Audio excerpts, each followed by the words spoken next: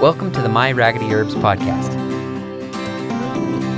This podcast is for truth seekers, homesteaders, homemakers, and medicine makers who are eager to roll up their sleeves and learn how to make their relationship with God, their family, and their home their first priority.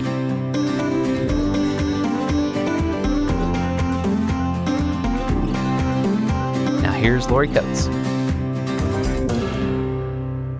Summer mornings are a special time in the garden. I like to get out there a little before the sun is completely up and walk around before it gets too hot. Plants look different when they're not as hot. There's dew on the ground and oftentimes on many of the plants. It always makes me think about the pre-flood days and how strange it must have been for the people to watch Noah building a boat. Can you imagine what they must have been thinking since they had never seen rain fall from the sky? It's quite amazing to see all of the life that is present. There are bugs and caterpillars, frogs and birds moving around. For some reason, I don't seem to notice them as much during the middle of the day. My hot tea tastes extra delicious on these mornings, and it feels like the reset button has been pushed. Everything has been given a new chance. Another day. My oldest son has a rock in his yard with this saying chiseled in it. One is nearest God's heart when they are in the garden. He and I share a love for plants, and we both enjoy the presence of God while spending time in a garden. I love to walk and talk with the Lord, especially in the early morning. I'm undistracted, and it's easy to see His handiwork. My mind has not been polluted with the concerns of the day, and I seem to bring into His presence the things that are most sincere on my heart.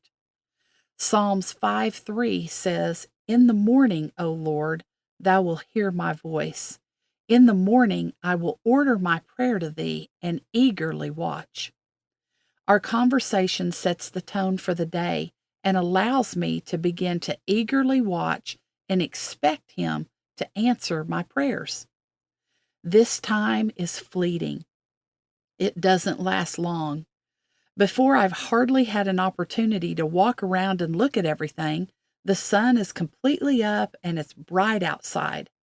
I can begin to hear cars on the highway, and most of the little critters have hidden themselves.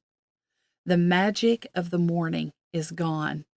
But in those few moments, my hope was renewed and my faith was strengthened. Perhaps you're thinking, that sounds wonderful. I would love to do that, except I don't have a garden. Let me encourage you to create your own lovely morning spot. Not all gardens have to sprawl across acres of land or fill a greenhouse. Some of the most beautiful spaces I have ever seen are tiny. If you have a patio or a balcony, you're blessed. Container gardening is very popular, and many vegetable varieties are now being developed to meet the needs of small-scale gardeners. Vertical growing is also fun, and one can get extremely creative in designing ways for plants to grow up. If you would like to try your hand at gardening in smaller spaces, here are a few of my favorite vegetable varieties. Tom Thumb peas. You can order these seeds at seedsavers.org. Paris Market carrots. You can order these at seedsavers.org. Baby Bubba okra. You can order from burpee.com. Astia zucchini. You can order from reneesgarden.com. Blue jade corn. You can order from seedsavers.org. Microtom tomatoes. You can order from rareseeds.com. Choose a place where you can put a comfortable chair and consider adding a small fountain with running water. Over time, invest in a larger ceramic or concrete containers that will not dry out as quickly and will protect your perennial plants that you wish to overwinter. Create sturdy trellises that are made from weather-resistant materials and think through your watering plan. You will have to have a good place for the runoff from your containers. Use quality soil that is formulated for pots and containers, and then find a piece of garden art that makes you smile.